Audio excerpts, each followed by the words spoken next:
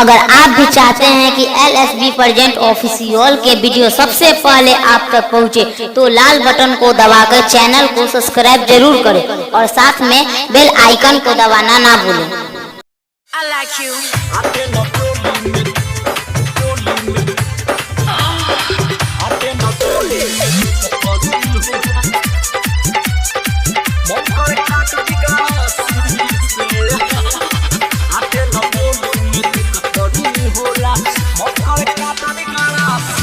जहिया से चल गइल राजा जी बहरी हर के लटक गइल दुनू दशहरी। जहिया से चल गइल राजा जी बहरी हर के लटक गइल दुनू दशहरी। बुझे न बतिया कुकेला छतिया चली आवसैया झांसी से। आटे न चोली में दिक्कत बड़ी होला मन करे काटी गरासी से। आटे न चोली में दिक्कत बड़ी होला मन करे काटी गरासी से। Recording by mirror films Muzaffarpur.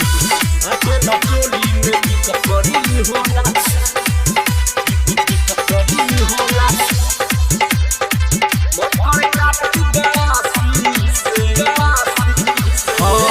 लसिया ताबे अधन भाफा ताबे ओहे पूरा भैया जब दहिया दुखाताबे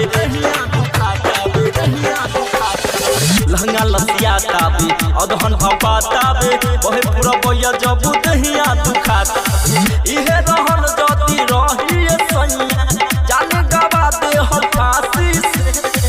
आटे न चोली में दिक्कत बड़ी होला मन करे काटली गरासी से। आटे न चोली में दिक्कत बड़ी होला मन करे काटली गरासी से।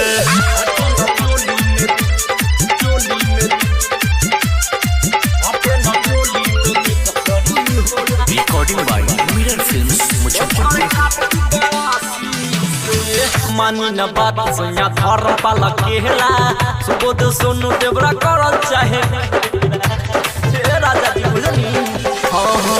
मानी न बात सैया धर्म पाला केला सुबोध सोनू देवरा करल चाहे खेला। उदू हथियारा के बुलाई फोन कई के हम झांसी से। आटे न चोली में दिक्कत बड़ी होला मन करे काटली गरासी से। आटे न चोली में दिक्कत बड़ी होला मन करे काटली गरासी।